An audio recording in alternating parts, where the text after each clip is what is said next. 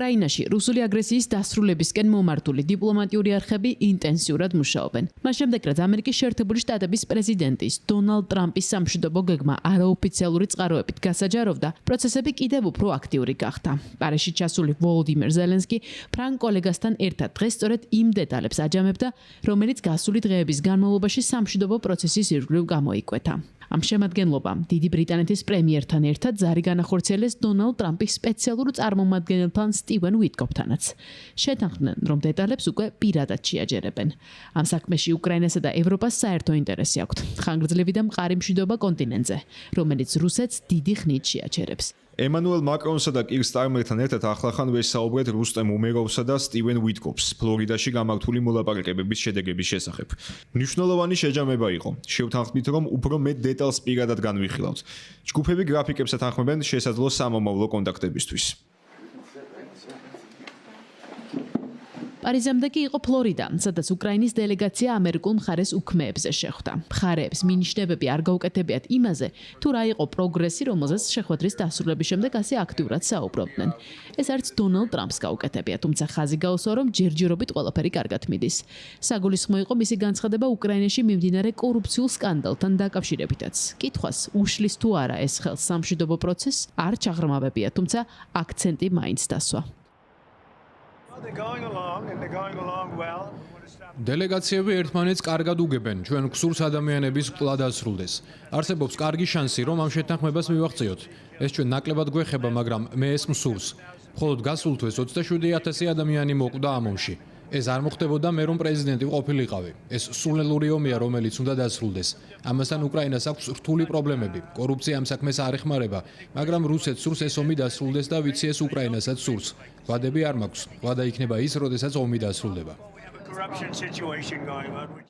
დონალდ ტრამპს, რომელსაც ომის სწრაფად დასრულებას სურს, კორუფციაზე მინიშნებები შემთხვევით არ გაუკეთებია. სულ ახლახან გამოძიების პარკლებში თანამდებობა დატოვა ვოლოდიმირ ზელენსკის მარჯვენა ხელმა და ბევრის აზრით გავლენებით მეორე ადამიანმა ანდრეი ერმაკმა. პრეზიდენტის ოფისის ხელმძღვანელი სწორედ ამ მიზეზით არ იმყოფებოდა ფლორიდის მოლაპარაკებებზე, რომელზეც ის უშიშროების საბჭოს ხელმძღვანელმა რუსტემ უმეროვმა შეცვალა. ის ამ დრომდე შტატებში რჩება. ამერიკულ მხარეს იყო ცნობილი შემადგენლობა, ახლო აღმოსავლეთის სამშვიდობო მოლაპარაკებებიდან.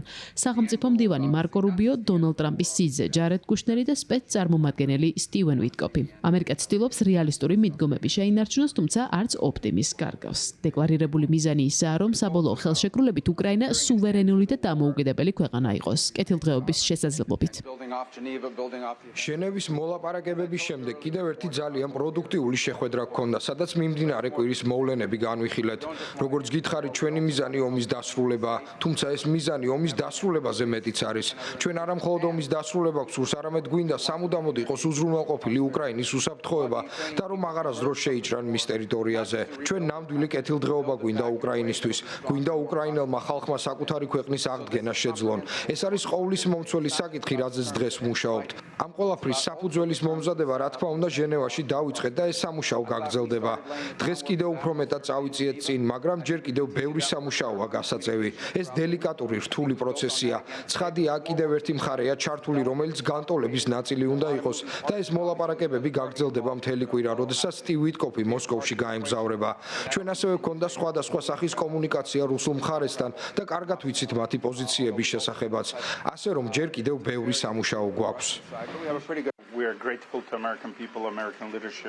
მადლიერები ვართ ამერიკელი ხალხის, სახელმწიფო მდივნის, სტივ ვიტკოფთან ერთად მათი შესანიშნავი გუნდის, ჯარედ კუშნერის, ჩვენთან ერთად გაწეული უდიდესი სამუშაოსთვის. ჩვენი მიზანია უკრაინა იყოს ძლიერი. ვსჯელობთ უკრაინის მომავალზე. განვიხილეთ ყველა ძირითადი საკითხი, რომელიც მნიშვნელოვანია უკრაინისთვის, უკრაინელი ხალხისთვის. შეერთებული შტატები ძალიან გვეხმარება და მხარს გვიჭერს. უკვე გქონდა წარმატებული შეხვედრა ჟენევაში და დღეს ასევე წარმატებით გავაგრძელეთ მოლაპარაკებები. ასე რომ დღევანდელი შეხვედრა ნამდვილად იყო პროდუქტიული და წარმატებული. ვიმედოვნებთ, რომ შემდგომ ეტაპებზე შევძლებთ უფრო მეტი ინფორმაცია მოგაწოდოთ. კიევში თვლიან, რომ ამერიკის შეერთებულ შტატებს მათი კარგად ესმით და მხარსაც უჭერენ. მას შემდეგ, რაც თეთრი სახლის თავდაპირველი გეგმა რუსეთის სასარგებლოდ მიიჩნიეს და მწვავედ გააკრიტიკეს, მან ზომა შეიცვალა და მასთან ერთად ფორმულირებებიც, თუმცა უკრაინულ მხარესთან მოლაპარაკებების შემდეგ. ახლა კითხვა იმაშია, მიიღებს თუ არა ამ გეგმას ამ სახით უკვე კრემლი, რომელსაც მისი თავდაპირველი ვერსია უფრო მოსწონდა. ამას პირველი სტივენ ვიტკოპი გაიგებს, რომელსაც ხვალ მოსკოვისკენ აქვს გეზი. უნგრეთის პრემიერის ვიქტორ ორბანის შემდეგ ის მეორეა, ვისაც რუსეთის პრეზიდენტი ბოლო დღეებში მას პინძლობს.